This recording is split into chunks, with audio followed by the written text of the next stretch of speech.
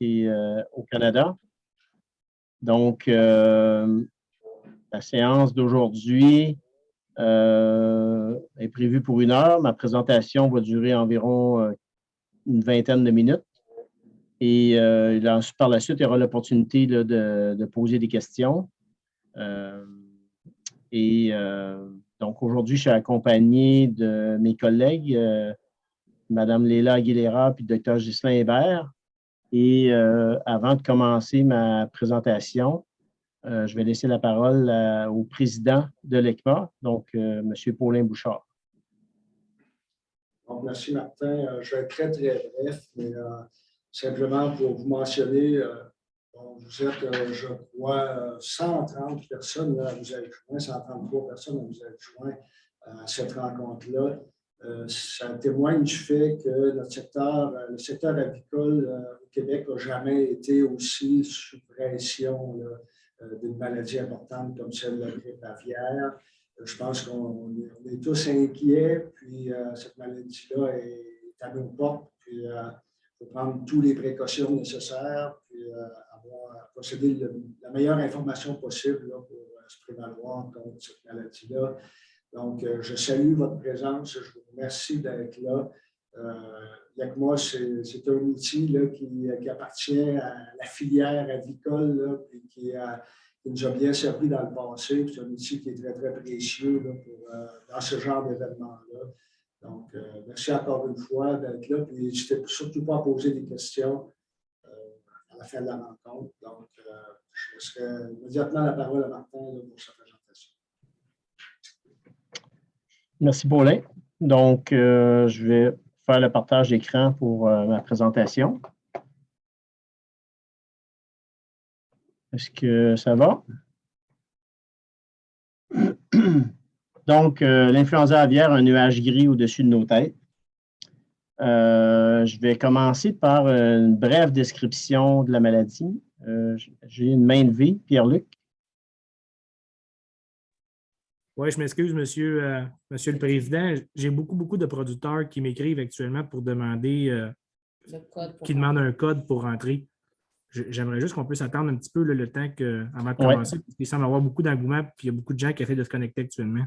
Je ne sais pas si vous pouvez nous aider ou pour ceux qui demandent un code. En fait, moi, j'avais envoyé le lien à chacune des fédérations là, pour le retransmettre aux éleveurs, puisque moi, je n'ai pas de liste d'éleveurs. Non, on n'a pas le lien.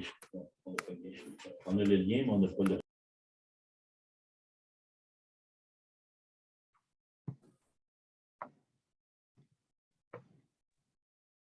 Pierre-Luc, si ça peut t'aider, moi, j'avais un courriel qui, effectivement, ça me demandait un mot de passe, mais on avait eu un autre courriel précédemment, puis avec ce lien-là, ça n'en prend pas. Je ne sais pas si tu peux rediriger les autres producteurs, là. OK, bien, regarde, on va. Pierre-Luc, peut-être les envoyer sur avecdirect.ca, cliquez sur le lien. OK, parce que ça sonne beaucoup, fait que je vais juste m'assurer, mais ça peut juste prendre 5 minutes avant de commencer, je m'en excuse, là, juste pour que... Non, il n'y a pas de problème, là. Moi, je n'ai pas de problème. Oui, on prend 5 minutes.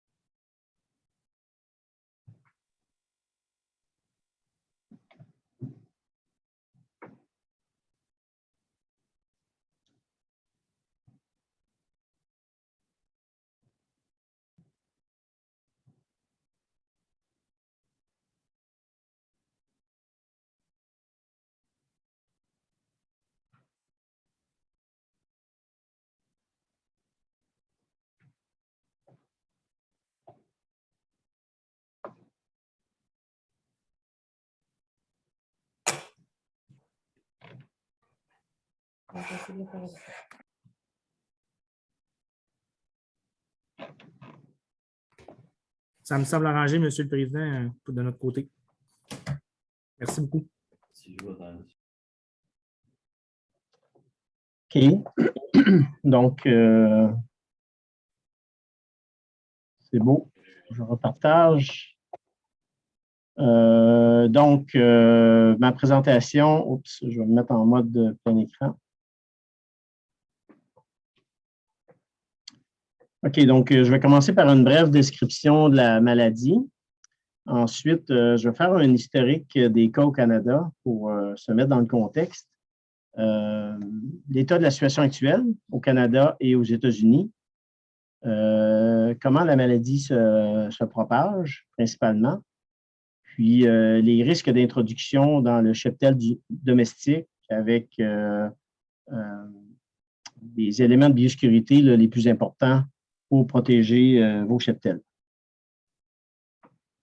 Donc, l'influenza aviaire, c'est une maladie virale qui est hautement contagieuse. Et on parle souvent, là, quand on qualifie d'influenza aviaire, on va parler d'influenza aviaire faiblement pathogène ou hautement pathogène. Et ce qualificatif-là est basé sur la sévérité de la maladie chez les oiseaux. On sait qu'il y a de nombreuses sous-types ou souches différentes de ce virus-là qui mutent fréquemment et ce n'est pas la même sévérité qui va avoir lieu chez les oiseaux selon la souche en cause. Le réservoir de cet agent pathogène-là, ce sont les oiseaux migratoires. Et il y a plusieurs types d'oiseaux qui vont être affectés potentiellement par la maladie. Donc, l'espèce du poulet, qui comprend le poulet de chair, les pondeuses, poulettes et pondeuses d'œufs de consommation, poulettes et pondeuses d'œufs de reproduction, font partie des volailles susceptibles à l'influenza aviaire. Les dindes aussi sont particulièrement susceptibles. Les canards, les cailles et les oies, de même que plusieurs types d'oiseaux sauvages, comme on va le voir un petit peu plus loin. Bien que ce soit rare, les humains peuvent être infectés par certaines souches du virus. Donc, historiquement, il y a eu des cas de transmission du virus d'influenza aviaire chez les humains, particulièrement en Asie et certains autres pays. Ce n'est pas le cas actuel avec la souche H5N1. Puis, il n'y a pas eu de cas non plus significatif au Canada historiquement, ni aux États-Unis. Donc, si on regarde dans la petite histoire de l'influenza aviaire au Canada, c'est en 2004 qu'on a eu l'éclosion la plus importante qui avait affecté 42 sites commerciaux en Colombie-Britannique. C'était une souche hautement pathogène qui avait mené au dépeuplement d'environ 80-90% du cheptel de la province et qui avait causé des pertes économiques estimées à 380 millions de dollars. Évidemment, à ce moment-là, personne n'était prêt à faire face à une telle situation, ni les instances gouvernementales, ni l'industrie. Et donc, ça a eu un impact très important. Et c'est probablement par les voies migratoires de l'Asie qui ont croisé la voie migratoire là, des oiseaux du Pacifique qui a amené le virus dans notre pays. Ensuite, en 2005, il y a eu une autre éclosion en Colombie-Britannique de faiblement pathogène chez des canards. En 2007, il y a eu un troupeau de reproducteurs atteint d'une influenza aviaire hautement pathogène en Saskatchewan. Il y a eu un autre cas en Colombie-Britannique chez des dindes et des repros en 2009. Il y a eu un cas chez des dindes de repros en 2010 au Manitoba, toujours avec une souche hautement pathogène. Et en 2014 et 2015, encore en Colombie-Britannique, il y a eu plusieurs cas impliquant différents types de volailles commerciales.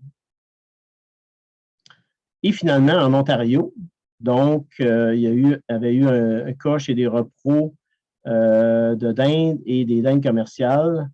Je pense qu'il y avait eu des repros lourds aussi en 2015. Et en 2016, il y avait eu un troupeau de canards. Donc, quand on regarde de façon générale, on observe là, une migration de la maladie qui avait lieu à ce moment-là, donc de l'ouest vers l'est. Et la question était si la maladie allait se rendre au Québec.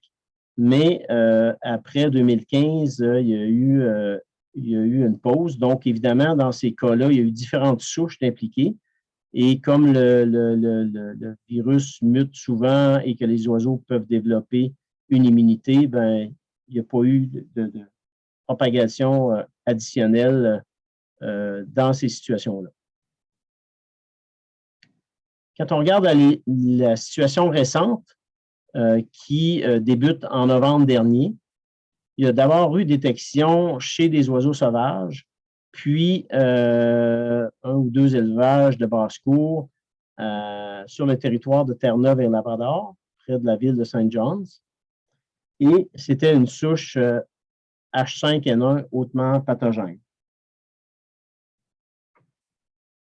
Ensuite, en Nouvelle-Écosse, un peu le même phénomène. D'abord, des cas chez des oiseaux sauvages. Ensuite, cas de basse-cour. Et aussi un cas chez des dindes commerciales. Donc, premier élevage commercial dans cette série d'éclosions-là. Ensuite, en l'île du Prince-Édouard, il y a eu détection chez un pigargue à tête blanche. Même chose en Colombie-Britannique, avec une souche un peu différente de la souche qui circule sur la côte Est. Et au Nouveau-Brunswick, il y a eu un goéland à dos noir qui a été identifié et diagnostiqué, donc infecté par le même virus H5N1. Plus près de nous, en Ontario, il y a eu un premier diagnostic chez un faucon à queue rouge. Là, on est à peu près à février, début mars. Puis, depuis la fin mars, en Ontario, la même souche a atteint 3 troupeaux de dindes commerciales, 2 élevages de basse-cour, puis un petit élevage commercial. Ça, ce sont les 6 cas qui sont confirmés. Et donc, en début de semaine, au Québec, pour la première fois, 3 oiseaux sauvages ont été diagnostiqués, infectés par la même souche. Une bernache dans la région de Granby et 2 oies des neiges, une dans la région de Saint-Jean-sur-Richelieu et une à Saint-Isidore en Montérégie. La situation en Ontario comprend donc 6 élevages confirmés, mais il y a aussi présentement 3 élevages en investigation, dont les résultats de tests devraient sortir dans les prochaines heures ou les prochains jours. On a d'abord un élevage à Glengarry Sud, dans l'Est ontarien, qui est juste à la frontière du Québec. Et il y a une partie de la zone préliminaire à risque qui chevauche là, une partie du territoire du Québec. Sinon, il y a 2 autres cas en investigation, particulièrement près de Toronto et dans le sud de la province. Quand on regarde la localisation de tous ces cas, on voit qu'il y a vraiment des cas un peu partout dans la province. Donc, la propagation ne se fait pas là, par l'entrée dans une ferme et ensuite contamination des fermes alentours, mais plus par des points d'entrée séparés dans ces différents endroits-là. Et aujourd'hui, on a appris qu'il y avait un cas suspect dans un troupeau commercial en Alberta, donc qui est sous investigation.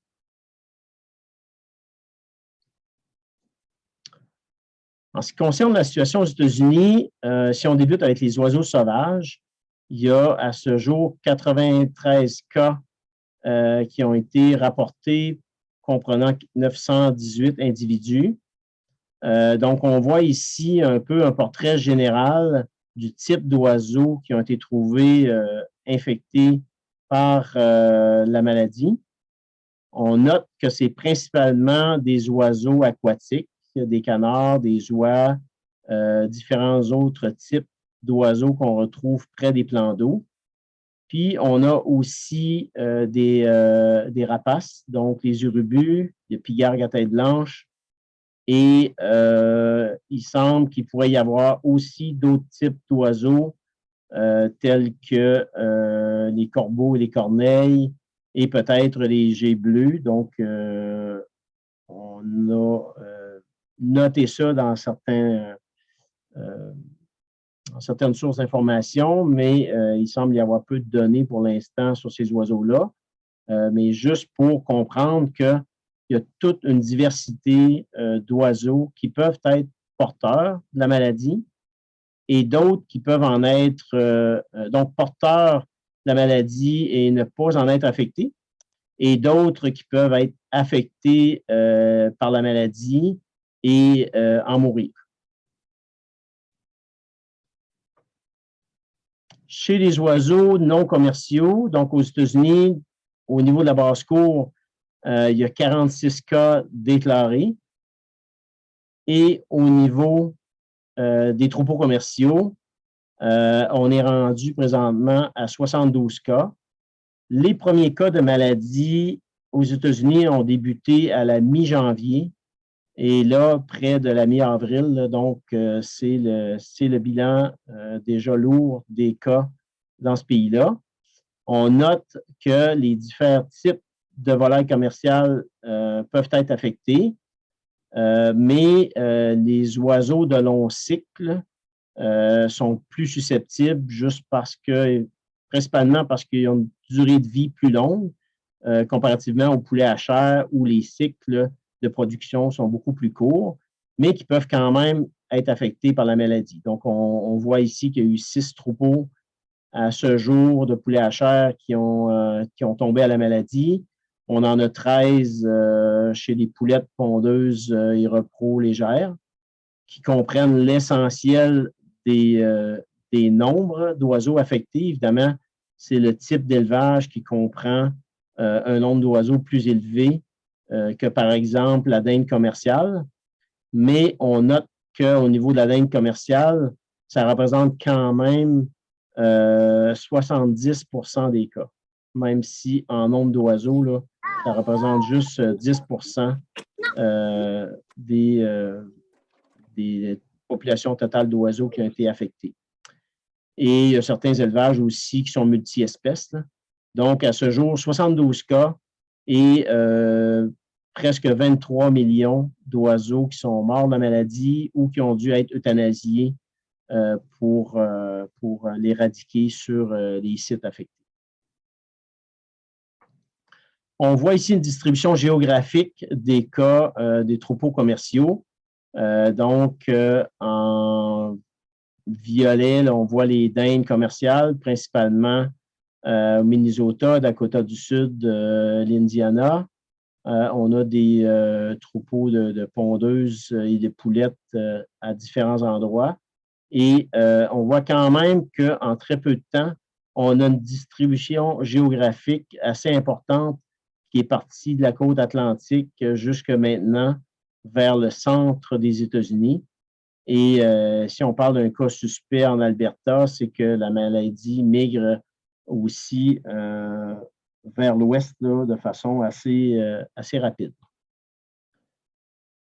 Une autre façon de présenter les données, on regarde ici, on a les troupeaux de basse-cour, les troupeaux commerciaux à gauche, le basse-cour au centre et le total des oiseaux affectés à droite. Et c'est sur une base mensuelle, donc le nombre de cas déclarés en février, on avait juste 8 cas dans les troupeaux commerciaux et puis 51 cas en mars. Puis, après une semaine en avril, on est déjà rendu à 13 cas. Basse-cour, un peu la même tendance. 7 cas en février, 35 en mars et 4 pour les premiers jours d'avril. Puis en termes de nombre d'oiseaux, à peu près 1,6 million d'oiseaux affectés en février et plus de 20 millions en mars. Donc, on voit le nombre si on voit la distribution géographique par État, on voit qu'il y a déjà pratiquement la moitié des États américains qui ont des cas de maladie et plus, si on peut dire, au niveau de l'Iowa. Donc, on a 24 États qui ont déclaré des cas de la maladie là, à ce jour. Ce que cette carte-là, cette figure-là nous montre, c'est vraiment comment la maladie va se propager là, sur le territoire. Et comme j'ai mentionné au début, vu que les oiseaux migratoires sont un réservoir du virus, ben, c'est eux qui vont le disperser sur le territoire. Et ce qui est intéressant dans cette carte-là, c'est que ça nous montre que les voies migratoires, ce n'est pas des couloirs stricts. Donc, les couloirs de migration, comme on voit ici les oiseaux en noir à droite, ben, c'est la voie migratoire de l'Atlantique. Celle en bleu pâle, c'est la voie migratoire du Mississippi. Celle en violet, c'est celle de la voie migratoire centrale. Et celle en rouge, c'est la voie migratoire du Pacifique. Et ça nous montre très bien qu'à partir du moment qu'il y a l'introduction de la maladie dans une des voies migratoires, ben, ça va potentiellement se propager aux autres voies migratoires à tout moment et particulièrement durant les périodes intenses de migration. Et c'est ce qu'on constate là cette année. Donc, ce qui m'amène au message le plus important aujourd'hui, c'est le message sur la biosécurité, sur les mesures qui peuvent être prises à la ferme là, pour minimiser les risques d'introduire la maladie dans le cheptel domestique. Donc, dans un premier temps, qu'est-ce qui attire les oiseaux sauvages sur les fermes? Bien, évidemment, l'élément principal, ça va être la nourriture. Ce n'est pas le seul, mais c'est un élément fondamental qui approche ces oiseaux-là de vos bâtiments.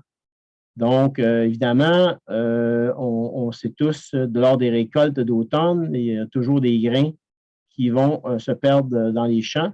Si ces champs de culture-là sont très près de nos bâtiments, bien les oiseaux sauvages, lorsqu'ils prennent des pauses dans leur processus de migration, vont être attirés particulièrement par les champs récoltés comme source de nourriture,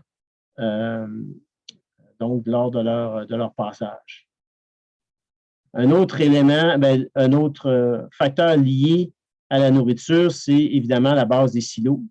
Donc, s'assurer que lorsqu'on a des livraisons de moulées, qu'après le départ du camion, on a bien nettoyé la base des silos pour ne pas qu'il y ait des résidus qui attirent tout type de volatiles près des bâtiments.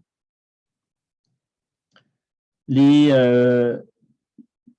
flaques d'eau, les étangs, tout plan d'eau à proximité des bâtiments, qu'ils soient naturels ou artificiels, vont évidemment attirer les oiseaux aquatiques, les bernaches, les oies, d'autres types, les canards, d'autres types d'oiseaux qui, évidemment, raffolent des plans d'eau et donc vont les approcher là, de même des installations. Le fumier, s'il y a du fumier à l'extérieur qui a été échappé, les oiseaux vont être attirés pour y récupérer ou encore là des grains non digérés, des nutriments. Ils peuvent donc être donc attirés autour des bâtiments. Et la gestion des carcasses, évidemment, pas particulièrement en relation avec les oiseaux aquatiques, mais dans ce cas-là, plus en rapport avec les rapaces. On a vu tout à l'heure qu'il y a des rapaces qui peuvent être infectés par la maladie. Donc, on ne veut pas les attirer non plus près des bâtiments. Et d'où l'importance d'une bonne gestion des carcasses qui ne resteront pas à l'air dégagé, si on peut dire, pour attirer ce type d'oiseaux-là. Donc, par rapport au risque d'introduction de la maladie dans vos poulaillers, bien évidemment, la menace, c'est les fientes de ces oiseaux-là. Donc, on sait les oiseaux, comme j'ai mentionné, ils peuvent être porteurs de la maladie sans nécessairement être malades.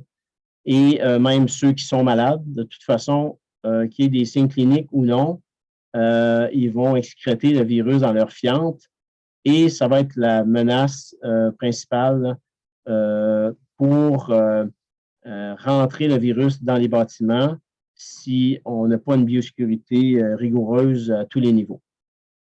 Donc, évidemment, tout ça commence par la porte d'entrée de la ferme. Donc, pour l'éleveur, ses employés, les visiteurs, on le dit souvent, le changement de botte ou pour les visiteurs, le port d'une botte de plastique, une surbotte quelconque devient absolument primordial pour toutes les personnes qui vont rentrer dans les bâtiments et minimiser, éviter finalement de rentrer des fientes là, comme même on n'aurait même pas observé dans l'entrée des bâtiments, puis ensuite dans le parquet où se trouvent les oiseaux. Ensuite, on ne veut pas éviter, évidemment, tout type d'oiseaux à avoir une opportunité de se nicher près des bâtiments, aux entrées d'air, tout orifice qui pourrait se présenter. Donc, c'est important là, de valider que nos grillages sont en bon état et qu'il n'y a pas d'entrée possible d'oiseaux sauvages.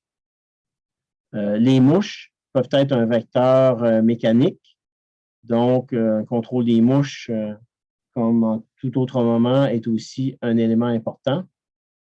Et vos équipements de manutention du fumier lorsque on vide le fumier des poulaillers là, entre les cycles, particulièrement si on se retrouve en 2 cycles où il n'y a pas de lavage et désinfection. Ça va être important là, de laver et désinfecter si notre véhicule s'est promené sur le site environnant de la ferme, dans les champs ou quoi que ce soit. Ça va être important de laver et désinfecter notre outil de travail pour la sortie du fumier avant de rentrer l'équipement dans le poulailler. S'assurer qu'on vide, qu'on sort tout la litière à l'extérieur avant de ressortir là, le véhicule pour le chargement dans un épandeur ou un autre camion, de façon à ne pas circuler à l'intérieur et à l'extérieur de façon répétée, ce qui donnerait une plus grande opportunité d'introduire là, des fientes contaminées dans le bâtiment et, comme j'ai mentionné, particulièrement si on se retrouve en 2 cycles où on n'a pas un lavage et une désinfection. Et évidemment, comme d'habitude, la vermine, les indésirables, les petites souris qui peuvent circuler. On s'assure qu'autour de nos bâtiments, on n'a pas un milieu, un environnement qui va être favorable à ces petites bêtes-là. Ceci dit, qu'est-ce qu'on doit observer là, qui pourrait nous faire suspecter la maladie chez nos oiseaux? Il y a 3 facteurs qui s'additionnent. Premièrement, une augmentation subite du taux de mortalité. Deuxièmement, on a des oiseaux qui sont apathiques, déprimés, qui ont une perte d'appétit. Et troisièmement, il y a quelques signes cliniques là, qui sont reconnus comme étant associés à l'influenza aviaire. Et là-dedans, on a les signes respiratoires, des écoulements nasales, des éternuements, des gonflements de la peau sous les yeux et les caroncules et des crêtes enflées, la diarrhée, de l'hémorragie au niveau des tarses, donc des pattes rougeâtres, brunâtres, qui suggèrent là, une hémorragie interne, et des signes nerveux, donc il peut y avoir un manque de coordination, des tremblements, des tortillements de la tête, paralysie des pattes ou des ailes.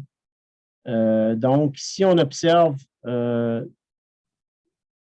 l'augmentation subite du taux de mortalité, une apathie, perte d'appétit chez les oiseaux et un ou plusieurs de ces signes-là, bien, ce serait important là, de consulter un médecin vétérinaire pour obtenir une évaluation diagnostique de la situation.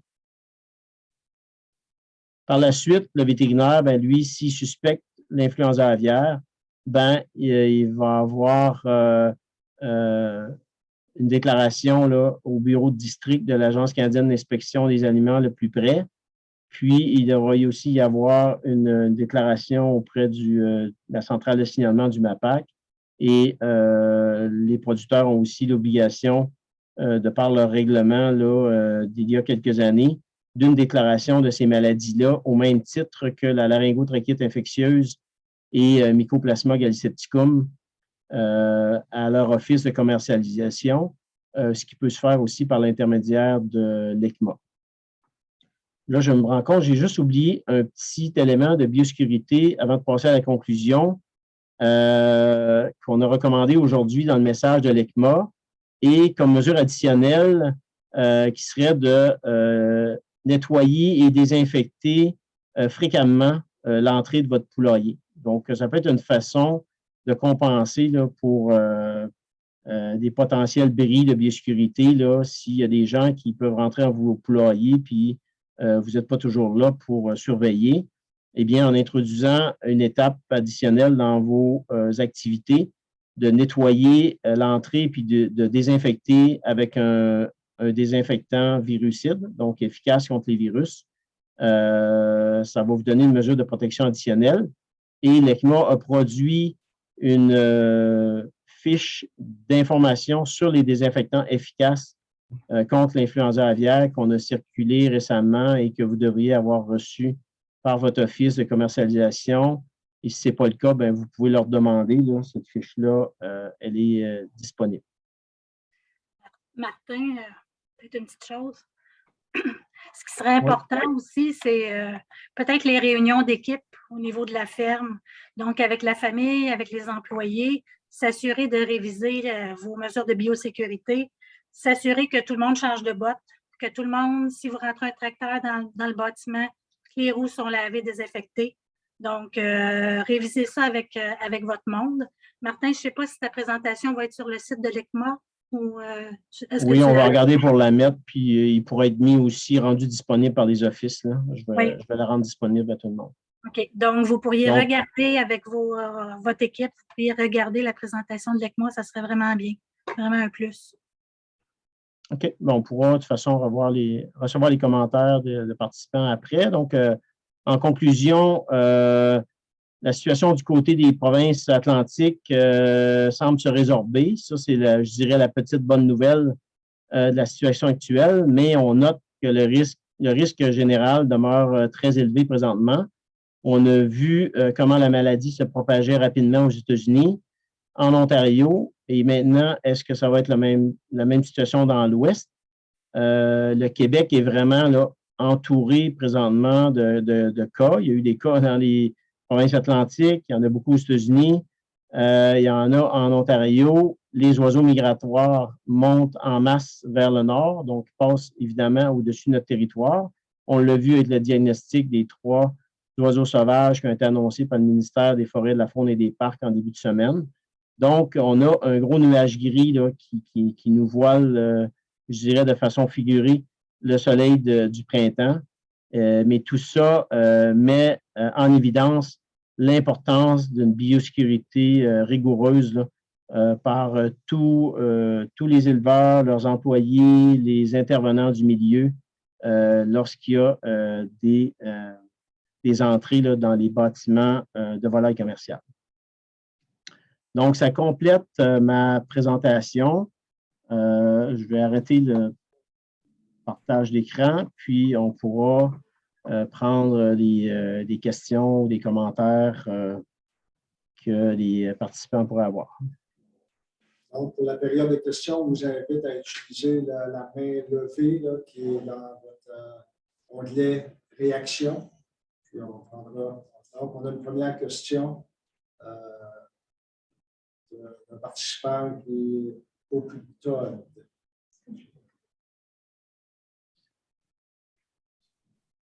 Oui, vous pouvez. OK, j'arrive. Je C'est voulais simplement, Odile oui, Pitot, ouais. oui, c'est moi.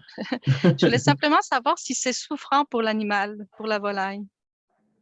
Ben, c'est sûr l'animal, il y a des signes cliniques importants, puis il va finir par en mourir. Donc, c'est clair qu'il va y avoir une détresse chez les oiseaux, mais comme j'ai mentionné, ce n'est pas la même chose pour chacun des types d'oiseaux. Il y a des oiseaux qui vont avoir le virus et qui ne seront pas malades.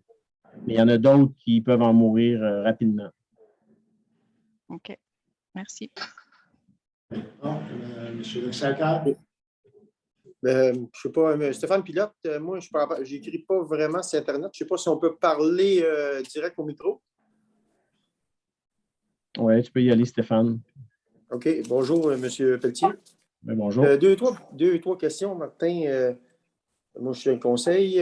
À matin, il arrive un cas dans une région, on peut athanasier la distance de combien de kilomètres en vol d'oiseau? En fait, l'intervention quand il va y avoir des cas, c'est l'Agence canadienne d'inspection des aliments qui va mener l'intervention. Et les dépeuplements de troupeaux, ça va être seulement que les troupeaux infectés. Ce n'est pas dans la politique actuelle de l'Agence de dépeupler des troupeaux qui n'ont pas été démontrés infectés. Donc, il va y avoir des zones qui vont être mises en place en premier, des zones préliminaires pour qu'on puisse contacter les producteurs et les éleveurs pour les encourager là, à rehausser la biosécurité. Puis quand les zones officielles vont être annoncées par la CIA, là, ils vont contrôler tous les déplacements dans la zone avec des permis. Mais les euthanasies, c'est juste lorsque le troupeau est infecté. OK. Merci, Martin. Ma dernière question, si ça ne te dérange pas. Tantôt, quand tu as dit, Martin, ça peut être dangereux pour les humains, puis tu as sorti d'un vieux pays, en fin de compte. Mais à matin, dans un vieux pays, en Afrique, ça fait le même, mais c'est parce que les poules vivent avec eux autres dans la maison. Mais nous autres, dans notre cas, on ne vit pas avec ça. C'est-tu ça qui peut maganer, ça c'est plus dangereux pour les humains? Bien, il y a deux, tout à fait. En fait, il y a deux facteurs principaux là, qui fait que ça peut être un plus grand risque pour les humains. C'est, comme tu l'as mentionné, la proximité prolongée, donc un contact étroit et prolongé entre un être humain puis un oiseau. Et aussi, ça va varier selon la souche. Donc là, actuellement, la souche H5N1, il y a des gens qui se souviennent, il y a plusieurs années, il y avait eu une souche H5N1 en Asie. On ne parle pas de la même souche. C'est comme le docteur Jean-Pierre Vaillancourt m'expliquait, il dit il peut y avoir plusieurs Martin Pelletier, mais ce n'est pas les mêmes Martin Pelletier. Bien, ça, c'est un peu la même affaire. Il peut y avoir plusieurs H5N1, mais ce n'est pas nécessairement le même virus parce qu'il y a des sous-catégories. Et dans ce cas-ci, il y a eu beaucoup de cas en Europe. Et il y a une seule personne en Angleterre qui a été détectée avec le virus, puis il n'y avait pas de signe clinique. Donc, c'est pour ça qu'on dit que la souche actuelle ne représente pas une menace à la santé humaine. Ce n'est pas non plus un enjeu de salubrité des aliments. Donc, ce n'est pas un problème de salubrité de consommer la volaille puis les œufs. Bon, parfait. Merci beaucoup, Martin, pour mes réponses. Merci. Bonne journée. C'est toujours ici, juste un commentaire, c'est très commode d'avoir plusieurs Martin Pelletier. Emmanuel Lexacar, une question? Oui, merci, Paulin. Merci, Martin, pour la présentation, pour la mise à jour de la situation actuelle, puis pour le rappel de toutes les mesures. Je sais que c'était demandé tantôt de mettre ça sur les sites des fédérations. Je ne sais pas si les fédérations impliquées pourraient faire un envoi à l'ensemble des producteurs avec ta présentation, Martin. Et aussi, tu as dit qu'il y a été quelque chose qui est envoyé sur les produits dernièrement. Là. Je sais qu'en tant que producteur, là, des fois, quand on n'a pas besoin tout de suite, on le tablette là, pour avoir le rappel de ça en même temps. Puis, c'est une liste. Si tu as quelques points que tu pourrais nous rajouter dans ce courriel-là, Martin, ou ton équipe, là, de nous mettre que ce soit envoyé à l'ensemble des producteurs, là, que les producteurs ne puissent pas dire, ben là, je n'ai pas été capable d'aller chercher sur le site, là, que ce soit envoyé à l'ensemble des producteurs, si possible. Il n'y a aucun problème. On va s'assurer avec les fédérations là, que la présentation puis la liste des désinfectants soit distribuée à tout le monde. Puis ça va nous permettre de le partager avec nos employés aussi. Là. Ouais, mais au niveau des désinfectants, si ça peut vous réconforter, c'est un virus qui se détruit assez facilement. L'enjeu, c'est qu'on ne le veut pas, là. Mais c'est un virus là, il y a beaucoup de désinfectants qui sont efficaces contre ce virus-là. J'ai Éric Dion qui a une question, Martin. En fait, Martin, j'avais 2 questions. La première, qu'est-ce qui fait que dans les provinces atlantiques, les cas sont arrivés, on n'a plus de résurgence? Est-ce que c'est la biosécurité accrue ou bien c'est le fait que les oiseaux migrateurs ont comme le tour était passé là-bas et sont plus rendus vers l'ouest? C'est une très bonne question pour laquelle je n'ai pas la réponse, mais je pense que ton deuxième élément est intéressant dans le sens que on sait que les oiseaux migrateurs sont en mouvement constant. Donc, c'est possible effectivement que durant l'hiver, eux autres ils ont été les premiers infectés dans les périodes où nous n'avions pas d'oiseaux migrateurs à cause de l'hiver puis le froid. Alors que sur le bord de l'océan, les climats sont moins froids. Donc, il y a des oiseaux qui peuvent persister dans ces zones-là. Et là, à mesure que la température se réchauffe, mais là, peut-être des oiseaux qui sont déjà plus au nord, alors que nous, on rentre dans la période là, migratoire intense avec les oiseaux infectés qui montent des États-Unis.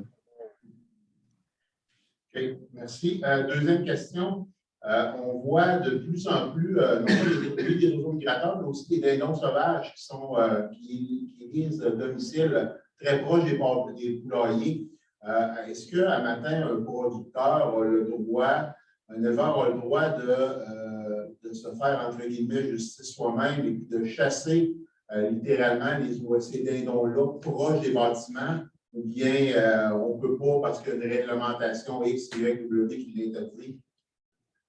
Honnêtement, je n'ai pas la réponse à cette question. Je ne suis pas familier avec les règles de chasse ou de gestion des dindons sauvages. Mais dans une période où c'est critique comme ça, actuellement, où il y a des oiseaux migrateurs qui se promènent, il y a pas, le dindon sauvage, peut-tu être porteur? Si oui, on peut-tu au moins, à tout le moins le sortir de la cour rapidement? Bien, à date, ce que je peux dire par rapport au dindon sauvage et l'influenza aviaire, c'est que la Faculté de médecine vétérinaire a fait une revue de littérature scientifique à la demande du ministère de la Faune, des Forêts, de la Faune et des Parcs. Et il n'y a pas eu d'évidence que le dindon sauvage était vecteur de la maladie. On ne sait pas s'il pourrait être susceptible. Puis quand on regarde les diagnostics d'oiseaux sauvages aux États-Unis, on n'a pas vu là, de cas de dindon sauvage rapportés. Hein. Comme la tarte que je vous ai présentée là, au début, c'était principalement les oiseaux aquatiques. Il y avait des rapaces. Il y a d'autres types d'oiseaux. Là, on vous a épargné la liste, là, mais à date, on n'a pas vu aucun cas de dindon sauvage affecté par l'influenza aviaire. Merci. Bon, on a Mme Dominique Deschâtel. Oui, bonjour. Merci pour la présentation, M. Pelletier. Moi, j'ai une question. Je trouvais très intéressant là, dans votre diapositive la photo de la ferme là, avec les règles de biosécurité, mais je constate qu'elles sont beaucoup orientées sur les volailles qui sont élevées en bâtiment. Par contre, il y a aussi, je voyais qu'aux États-Unis, le tiers des cas ou des contaminations se sont produits dans des basses-cours. On sait que parfois, là, on a ça, là, ce phénomène-là de producteurs qui font de la volaille au pâturage. Aussi, bon, nous, moi, je suis à Sherbrooke, on a le phénomène des poules urbaines. Qu'est-ce qu'on peut dire à ces gens-là qui, ce serait quoi les règles de biosécurité à respecter dans le cas d'élevage de cette nature-là? Là? C'est sûr que présentement, les oiseaux qui sont en plein air, ils sont à un risque additionnel, puisque on ne peut pas contrôler là, le vol des oiseaux sauvages et leur déjection où ça va tomber. Là. Donc, quand on a un bâtiment fermé, avec une biossécurité rigoureuse à l'entrée des bâtiments, on peut gérer ce facteur-là.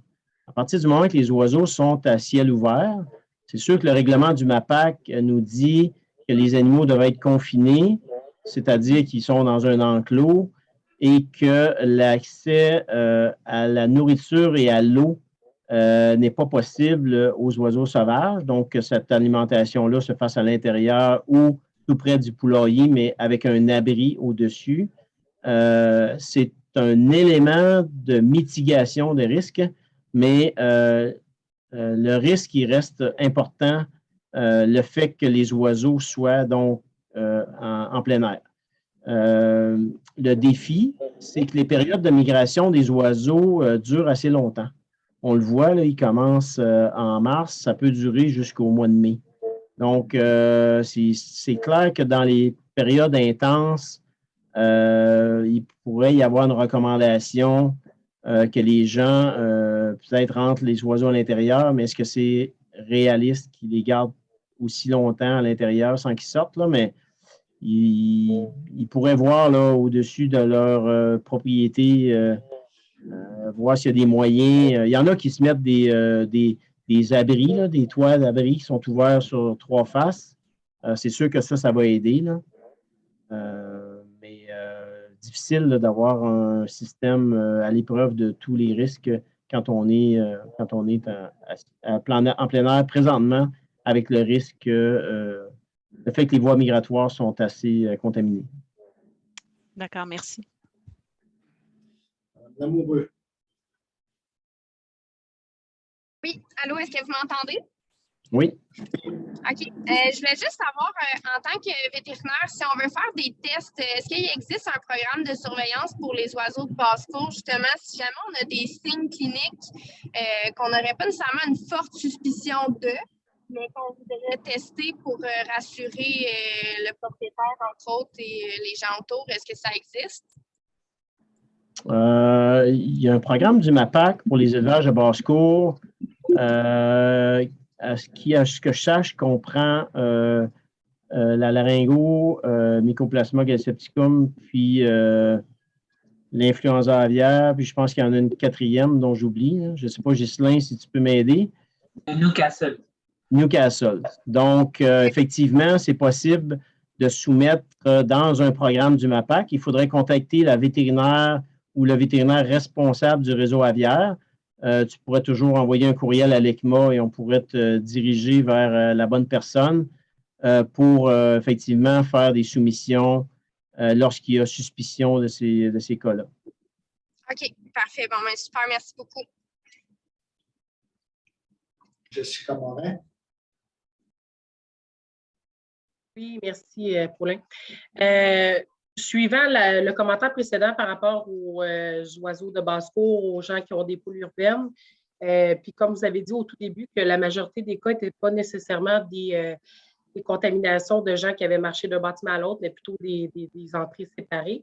Est-ce qu'il y aurait une volonté de produire un mémo concerté et uniformisé qu'on pourrait peut-être dans nos municipalités ou dans les différentes villes communiquer je pense, par exemple, chez nous, au journal de la municipalité pour être diffusé?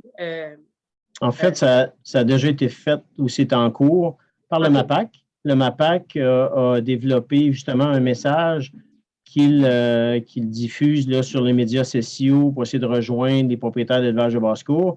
Mais ils nous ont aussi dit que le message allait ou a été envoyé à toutes les municipalités du Québec pour que justement, ils fassent exactement ce que vous suggérez, qu'ils le véhiculent dans leur bulletin. Mais évidemment, le MAPAC ne peut pas contrôler là, la volonté des municipalités de transmettre le message, mais vous pouvez encourager vos instances municipales de le faire dans vos secteurs.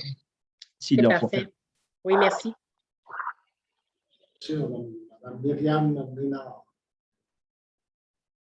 Bonjour, j'avais une question pour M. Pelletier. Est-ce que c'est un virus qui est sensible à la chaleur? Oui, je ne me souviens pas de la température de destruction du virus.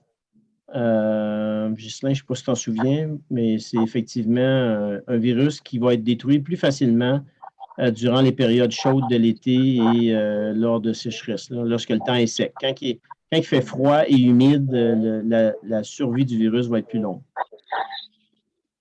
OK. Je ne sais pas si M. Hébert pourrait nous communiquer l'information plus tard, là, savoir si ça pourrait être un peu de faire chauffer nos bâtiments entre les vides sanitaires là, avant les entrées des oiseaux. Je ne me souviens pas de la température exactement, mais qu'est-ce que je peux dire, c'est que tout ce qui est cuisson détruit le virus. Donc, il n'y a aucun risque là, au niveau de l'humain après la cuisson. Pour ce qui est des bâtiments. Non, oui, c'est ça. Mais les bâtiments, Ghislain, si les gens appliquaient, si les producteurs appliquaient, mettons, le 100 degrés Fahrenheit 4 jours, comme on recommande pour la laryngo, est-ce que ça détruirait le virus de l'influenza aviaire? De mémoire, c'est 70 degrés. Alors, ça serait à vérifier. Donc, le 100 degrés, ce serait... C'est largement suffisant. Oui, c'est exactement. Donc, même, il ne serait pas nécessaire de monter jusqu'à 100. C'est ça. Mais okay, évidemment, l'Agence canadienne ne suffirait pas le chauffage. Vous demandez un lavage de désinfection en bonne et due forme. Non, mais ce que j'ai compris de la dame, si j'ai bien compris sa question, c'est en mode de prévention, mettons, peut-être entre 2 cycles. Oui.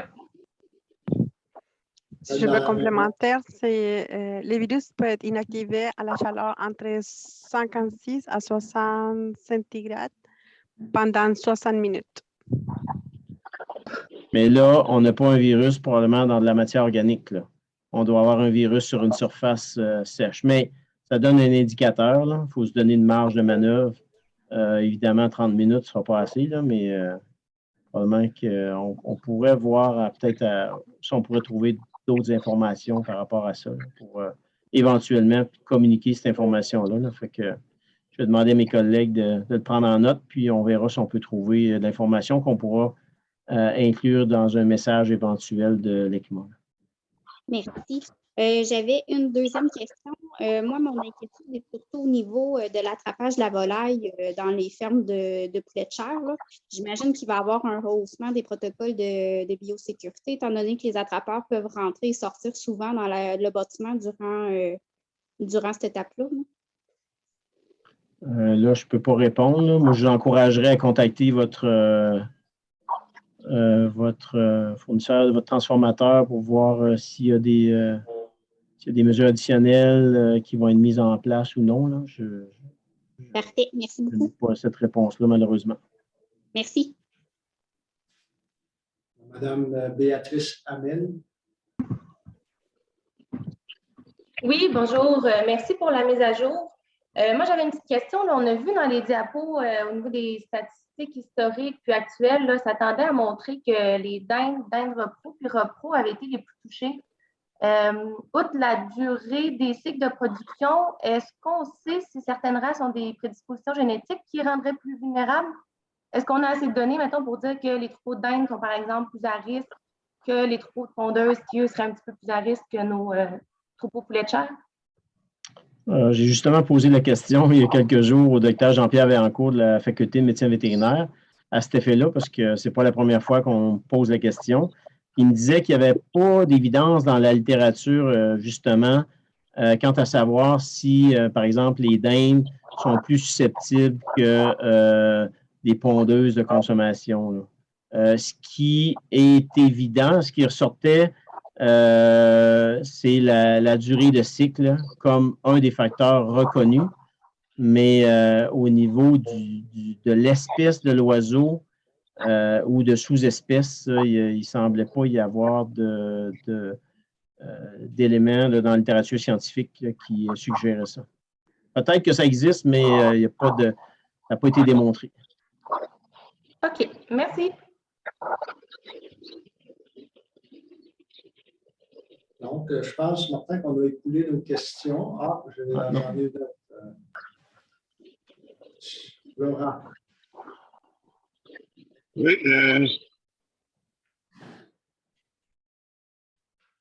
Vous êtes remis en sourdine.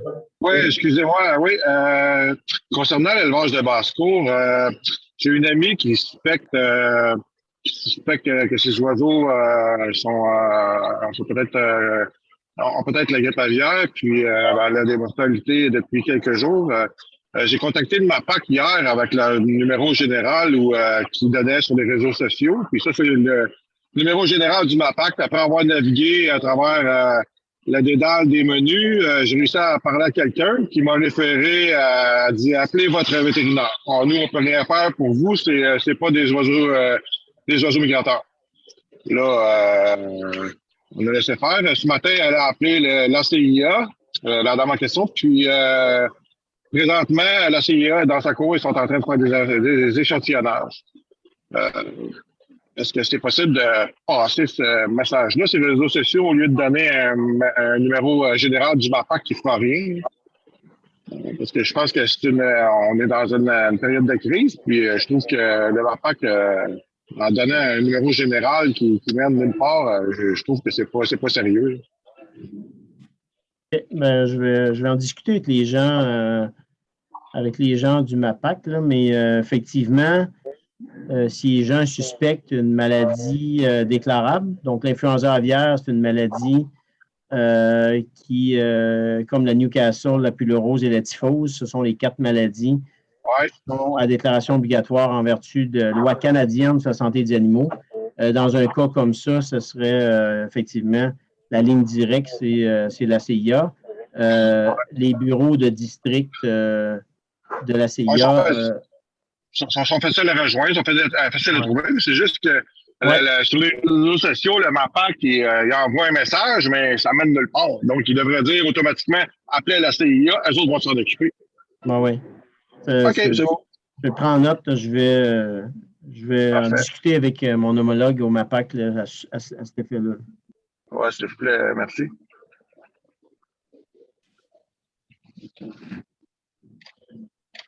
Merci. Donc, ça semble compléter nos questions, Martin. Est-ce qu'il y avait, toi, des choses que tu voulais ajouter avant qu'on conclue? Non, moi, ça va pour moi. Je remercie tout le monde de leur présence. Puis, moi, je pourrais ajouter, oui.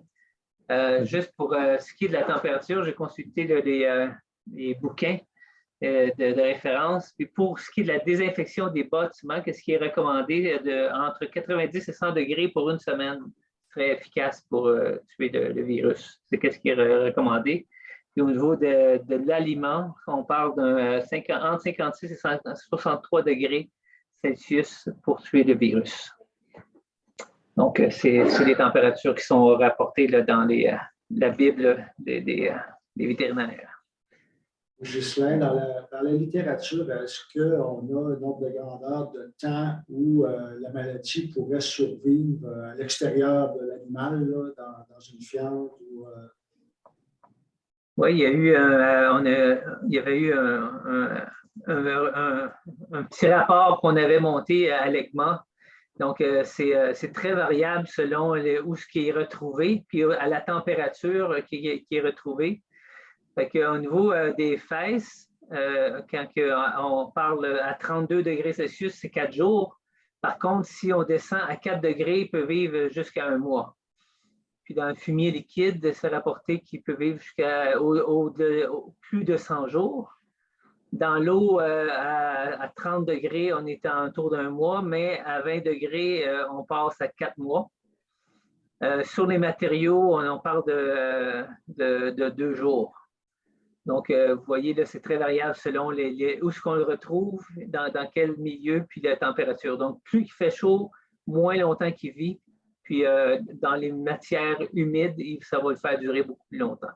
Ça va jusqu'à 4 mois. Donc, c'est entre 2 jours à 4 mois, selon la température et le milieu retrouvé. Le milieu humide fait qu'il va rester beaucoup plus longtemps. Donc, merci, Ghislain. Donc, en conclusion, peut-être mentionner à tous les producteurs qu'il faut vraiment, pour ceux qui ont des poules en garde, il faut vraiment prendre pour acquis que la maladie, présentement, peut être présente sur tout le territoire. il peut y avoir des animaux sauvages qui ont passé à la grandeur du territoire, puis qu'on est tous à risque là, de l'entrée à l'intérieur de nos bâtiments.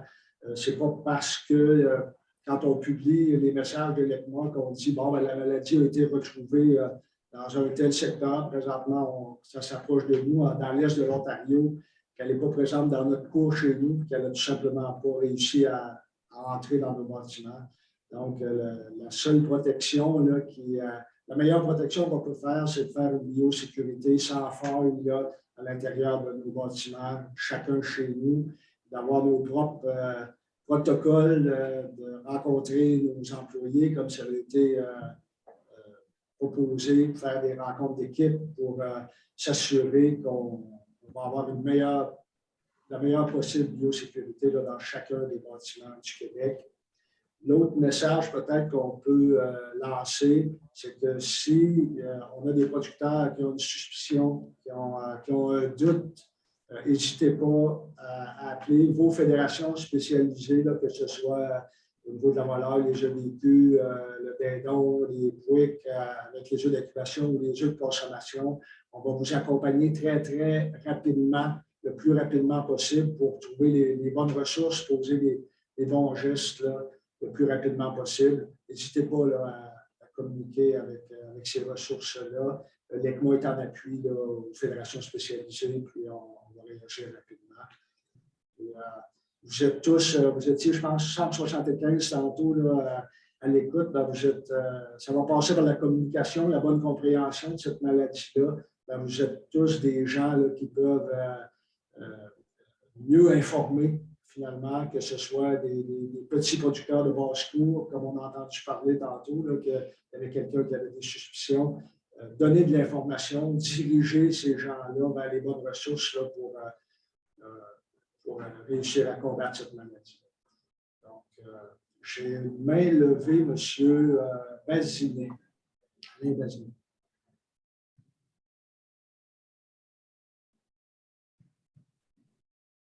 M. Bazinet. Si vous parlez, vous êtes en sourdine.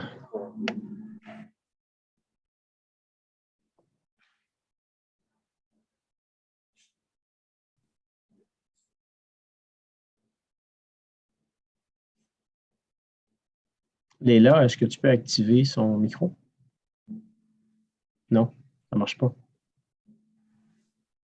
Non, je l'ai demandé 2 fois, mais non.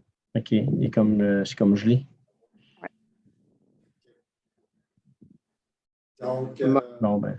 Martin, Stéphane Pilote, je ne sais pas si je peux poser une dernière question ou oui. Je ne sais pas si c'est fini. C'est le même Martin? prix. C'est le même prix. Tu peux y aller. Il y a beaucoup de questions qui me trottent dans la tête, Martin.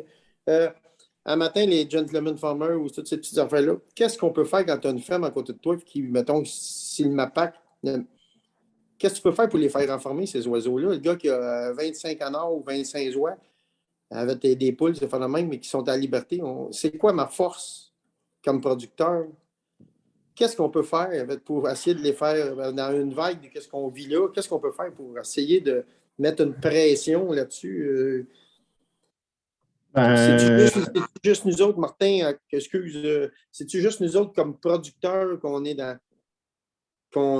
liés, qu'eux autres, ils sont encore, on ne peut pas rien faire avec eux autres? C'est trop mon inquiétude. Oui, non, je comprends, mais l'enjeu là-dedans, c'est qu'il n'y a pas de registre des élevages de basse-cour au Québec. Tu sais, monsieur, madame, tout le monde, historiquement, ont toujours eu le droit d'avoir un certain nombre d'oiseaux. Fait qu'il n'y a personne qui sait exactement où ils sont, combien il y en a au Québec. Moi, je te dirais, ta force, ça va être d'un bon voisinage, puis de le sensibiliser à ce risque-là, puis voir, essayer de les convaincre de ne pas trop exposer les oiseaux, là. Mais il n'y a pas de loi, il n'y a pas de poigne là, qui permet d'interdire tout ça, ni au niveau des gouvernements, ni au niveau de l'industrie.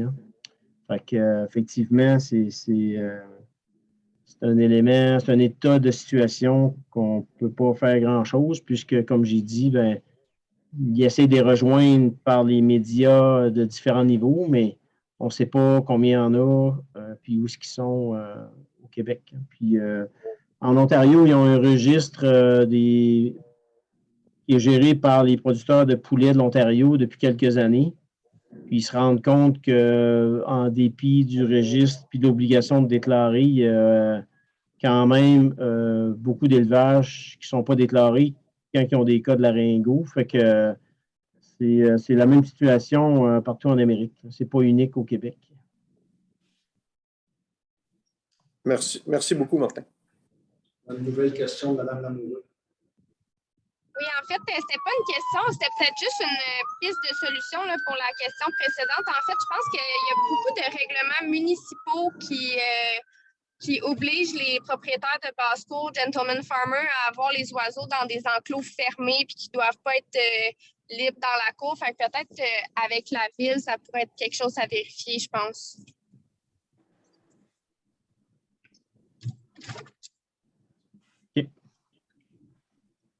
Merci.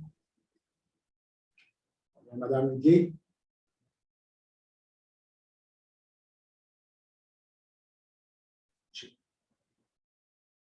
Vous êtes en sourdine, oui. Oui. Là, c'est bien? Oui. J'ai la question d'Alain Bazinet. Il voulait savoir si, à moyen terme, il y a un vaccin qui pourrait être développé pour l'influenza.